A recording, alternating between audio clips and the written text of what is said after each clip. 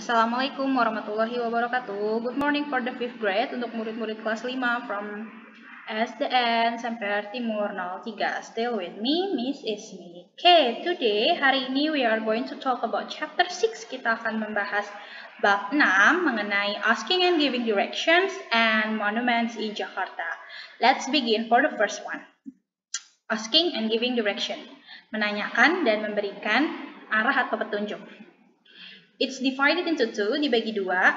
Dalam memberikan arah kita bisa menggunakan verbs, kata kerja, dan prepositions of place, kata keterangan tempat.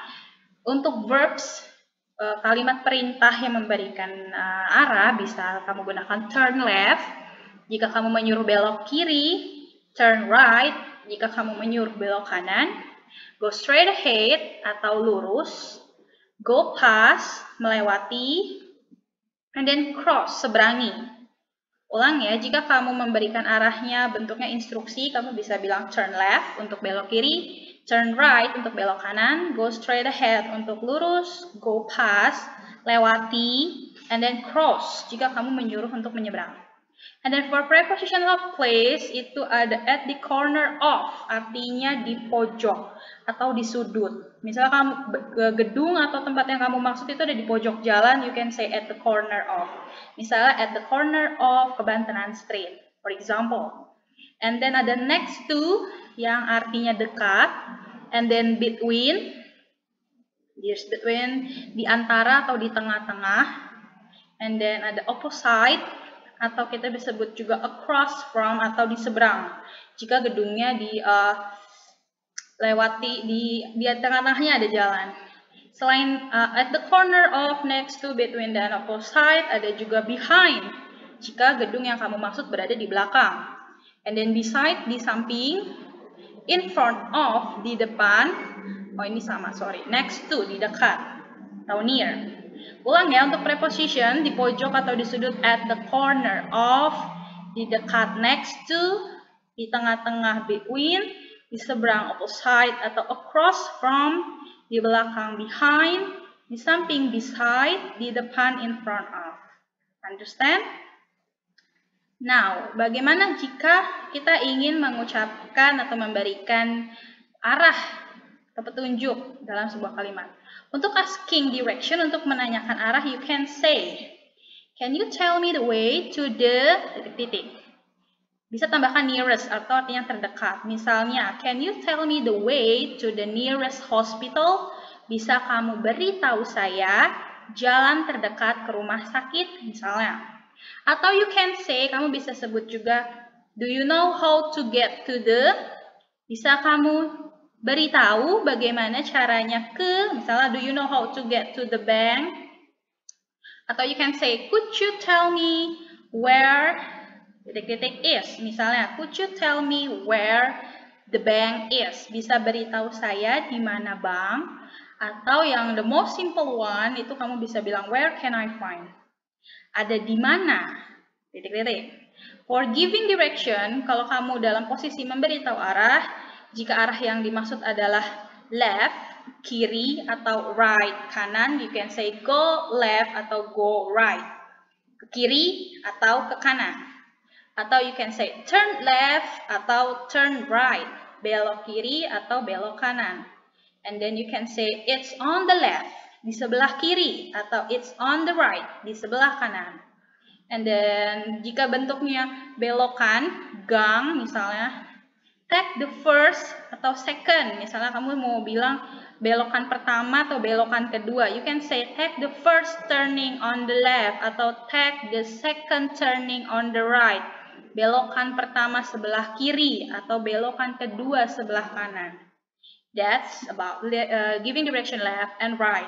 And how is the position is straight, ahead, di depan. You can say go ahead, lurus terus di jalan titik-titik. Misalnya go ahead on Kebantenan Street. Atau you can say go straight ahead on this street. Kamu jalan lurus terus di jalan ini. And then you can say go straight on, lurus aja. Okay, next. This is the example, contoh. Ini ada simple map, ada peta kecil. Oke, ceritanya posisinya you are here, kamu ada di sini. and you are going to here. Kamu mau ke factory atau pabrik. Misal si A bilang seperti ini. Would you tell me where the factory is? Bisa beritahu saya di mana pabrik? Nah, ini kan kamu di sini, pabrik di sini. Berarti posisinya kamu harus lurus, lalu belok kanan. Nah, you can say like this. Yes, go straight on Bond Street. Ya, lurus terus di Bond Street. Then, kemudian turn right to Green Street. Lalu belok kanan ke Green Street, nih ke jalan Green. Setelah itu, kamu bisa beritahu posisi tepatnya di sebelah apa atau di samping apa. The factory is beside the museum. Factory-nya di samping museum. Oke, jadi caranya kamu bisa sebutkan nama jalannya dulu, belokannya jika ada, lalu sebutkan posisinya di sebelah apa, di seberang apa, atau di depan apa. Something like that. Okay, that's all about asking and giving direction. Kita lanjut ke monuments in Jakarta. Monumen-monumen atau patung-patung yang terkenal di Jakarta. Is just some of them. Ini cuma beberapa ya, nggak semua. Okay, the first one, I think you know all about this. Pasti tahu semua. Yes, this is Monumen Nasional atau bisa disingkat dengan Monas. It is located in Gambir, Central Jakarta. Terletak di Gambir, dekat stasiun Gambir kalau kamu mau pernah lewat di Central Jakarta, Jakarta Pusat. Dibangun to commemorate the struggle for Indonesian independence. Jadi dibangunnya untuk commemorate, memberi ucapan selamat atas struggle perjuangan para bangsa Indonesia meraih independence, kemerdekaan. Makanya mengobarkan api di atasnya ceritanya kan. Next, it is started to build in 1961, mulai dibangun di tahun 1961, and open to public in 1975, dan dibuka untuk umum di tahun 1975. Kalau kamu pernah ke Monas, di bagian bawah ini ada a kind of museum, jadi di bawahnya ini ada museum, di dalamnya ada diorama. Diorama itu semacam kayak pameran bentuknya replika patung-patung. Ada 51 dioramas in it. Nah, jumlahnya ada 51. Lalu if you ever wonder, kalau kamu pernah penasaran, ini tingginya berapa ya towernya? Towernya itu tingginya 132 meters, 132. Sementara gold yang di atasnya itu di-recoated, dilapisi ulang sebanyak 50 kg. That's about Monas. Next, have you known this? Ya, ini namanya patung Pak Tani atau Pak Tani statue. Statue itu artinya patung. Located in Menteng, terletak di Menteng, Sentral Jakarta, di Jakarta Pusat juga. Ini dibangun, kenapa namanya patung Pak Tani ya? Karena dilihat. Jadi ini si laki-lakinya memakai caping seperti tani. Jadi from the article that I read, dari artikel yang Miss baca, jadi sejarahnya si the designer of these statues itu ceritanya ngelihat ada seorang ibu ingin mengantarkan anaknya yang ingin berjuang. Nah, jadi dia ngasih perbekalan untuk anaknya. Next, we have, have you ever seen this? Pernah lihat? Nah, ini namanya Dirgantara Statue atau biasa disebut Pancoran Statue karena letaknya di Jalan Pancoran. Kenapa namanya Dirgantara? Berasal dari karena dulu di sana ada Indonesian Air Force Headquarters, ada pusat Air Force itu apa ya? Angkatan Udara Indonesia. Jadi dulu di daerah sini ada pusat Angkatan Udara Indonesia atau Dirgantara. Nah, untuk describing the courage of Indonesian people to explore the sky. Jadi untuk courage, mendorong bangsa Indonesia supaya mau explore dalam bidang antariksawan. Jadi dibangunlah patung ini. Namanya patung Pancoran atau patung Dirgantara. Next, ini juga ikonik banget di tengah-tengah kota Jakarta. Namanya Selamat Datang Statue atau Welcoming Statue, patung selamat datang. Ya, letaknya di depan HI Runabout di bundaran Hotel Indonesia. Jadi kalau kamu pernah lewat Hotel Indonesia itu kan ada fountain, air mancur. Di tengah-tengahnya itu ada si patung selamat datang. Ini dibuat di tahun 1962, tujuannya untuk welcoming the guests, menyambut para tamu dan atlet karena saat itu Indonesia menjadi tuan rumah Asian Games keempat. Oke? that's all. Sebenarnya ada banyak, tapi ini Miss highlight yang terkenal aja. Oke, sekarang take your book, ambil bukumu. Kita mulai ke exercise 2, latihan 2. Look at this map. Kamu lihat map ini, mulainya dari sini ya. Kamu ceritanya di sini. Oke, ceritanya you have to match. Kamu harus pasangkan. How to go to these places. Bagaimana caranya? Misalnya to go to the theater.